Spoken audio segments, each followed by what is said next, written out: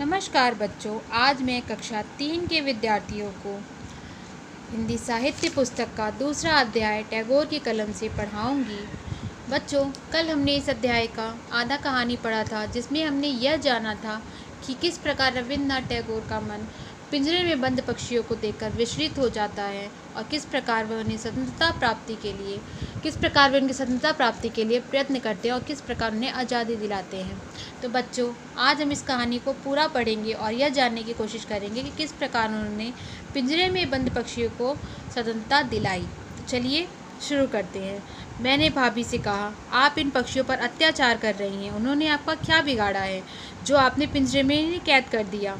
भाभी ने मुझे डांटते हुए कहा, छोटा मुंह बड़ी बात। बच्चों, यह एक मुहावरा है जिसका अर्थ है योग्यता से बढ़कर बात करना। अपनी उम्र तो देखो, बड़ा आया मुझे सिखाने। जाओ, छत पर तुम्हारे मित्र पतंग उड़ा रहे हैं, तुम भी उड़ाओ। मैं उदास हो गया और सोचने लगा कि कैसे इन पक्षियों को स्वतंत्र करूं। एक दिन मुझे अवसर मिल गया। भाभी अपनी सखियों के साथ फिल्म देखने गई। मैं उन्हें कमरे से होकर बरामदे में गया। पिंजरे का दरवाज़ा खोला तो पक्षी सहम गए। मैंने उन्हें पकड़ा और बरामदे से बाहर उड़ा दिया। भाभी घर आई तो पिंजरा खाली देखकर बहुत झल्लाई। उन्होंने खुद तो क्रोध किया ही, परिवार के अन्य लोगों से भी मेरी शिकायत कर दी। सबको मेरा यह काम अनुचित लगा। सबने मुझे डांटा। मैं चुपचाप सुनता रहा, क्योंकि मुझे पक्षियों को आज़ाद करके बहुत खुशी हुई थी। मैं कल्पना करने लगा, काश मैं उन पक्षियों को भी आज़ाद कर पाता जो अन्य लोगों के बरामदे में लटके पिंजरों में कैद हैं।